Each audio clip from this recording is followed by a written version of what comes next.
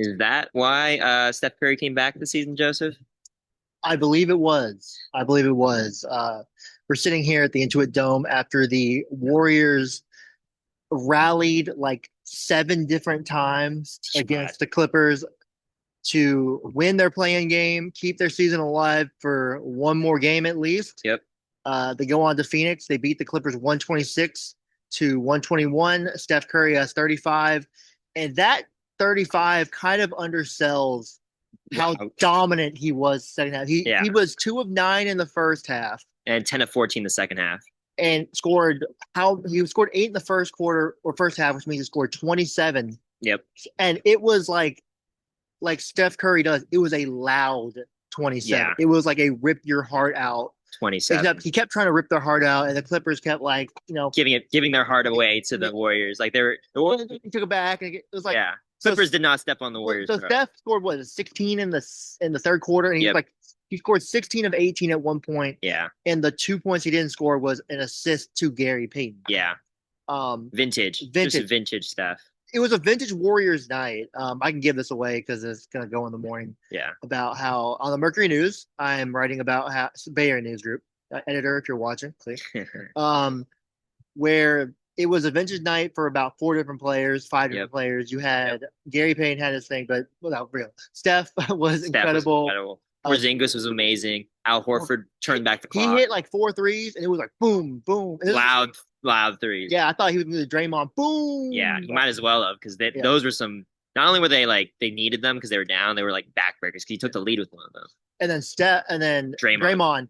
That last minute, I mean, he more than I think anybody else turned back the clock That is, without scoring a basket. yeah, that was pretty. That's how you can impose your will as a defensive player. He basically, I don't wouldn't say he wouldn't say he shut down Kawhi, but he slowed him down enough to the point where he couldn't make an impact at the He end. forces two turnovers in the last Yep. minute that lead 2 points. And Yeah. so Steph hits the fadeaway three, flex on the Off a crowd. Draymond handoff. They literally were like, and Steph even said they didn't draw that play up on a whiteboard. It was literally like, we're going back to muscle memory. Straight up Our chemistry. season is on the line, a Yeah. tie game.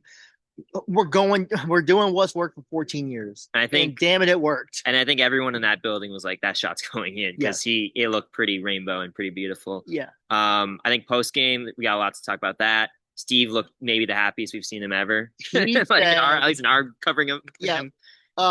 Tell me more about just Steve's demeanor while I pull up his quote. He basically was like, this game, this win, this game, this means something to them. They know where they're at in their career in this run. They know they're not going to have this many opportunities left.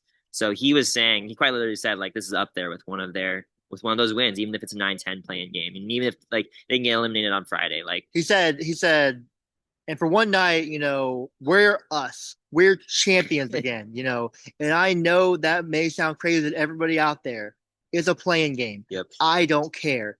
It's just absolutely beautiful. Basically, like it's like that wasn't even the best Steve quote. That wasn't the best Steve. Because Like he said, "This is why Steph comes back."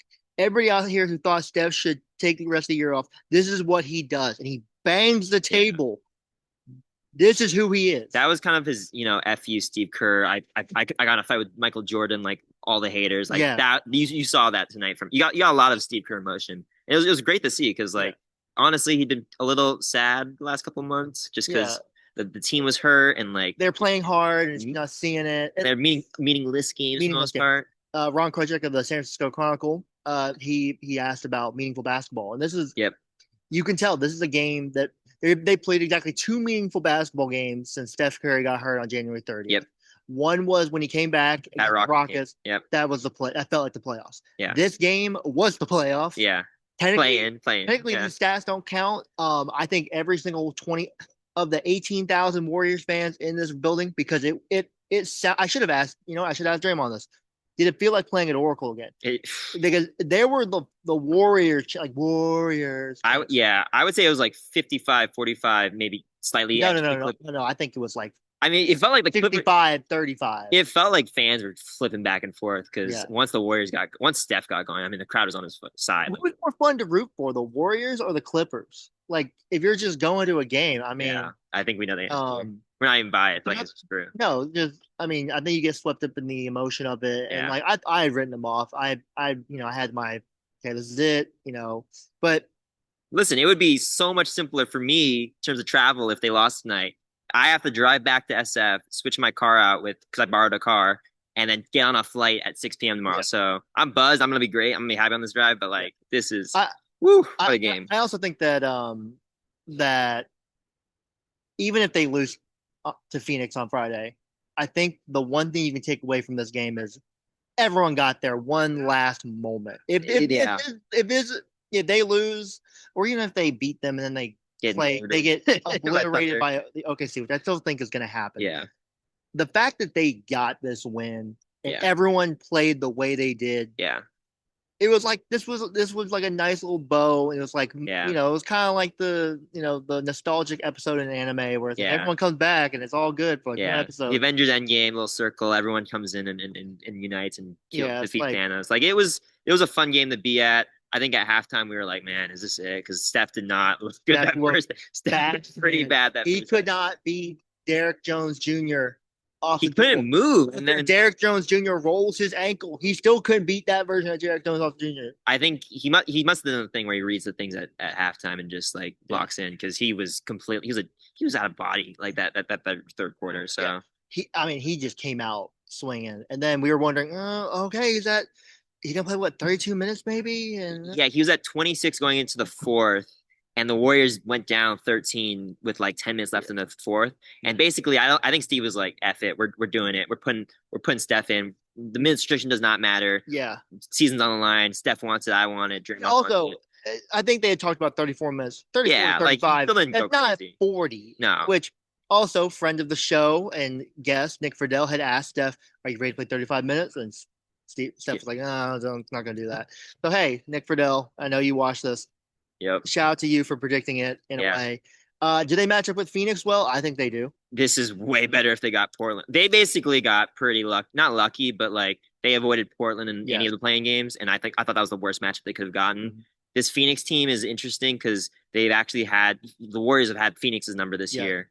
But again, I mean, anything can happen. It's Devin Booker. You got Dylan Brooks on the other side, and that dude Yeah. loves playing the Who Warriors. knows what you're going to get? Which you know what the thing is about Steph and about them playing the Suns is they lost one game where it was a really iffy foul call on Moses Moody late, Yeah, and they could otherwise they would have swept them. Which I mean, this Warriors team struggled against everybody, so the fact that they could have swept a yeah. team from the Western Conference says a lot. They won. They won against the Suns without Steph. They had Guy Santos had like a I want to game-winning say layup. again, I don't have the stats in front of me. I believe the Suns are one of the highest percentage, or they take the highest percentage of their shots in the mid range, Yeah, pretty high amount.